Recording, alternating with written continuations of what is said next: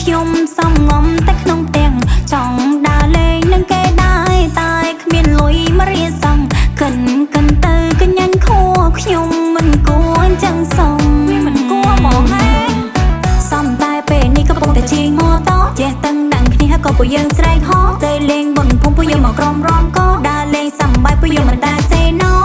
តែធ្វើមិនដូចឆ្នាំនេះវាដាញ់លុយមកខ្ញុំក៏ទុយមួយហងស៊ុយមិនតន់ឡើង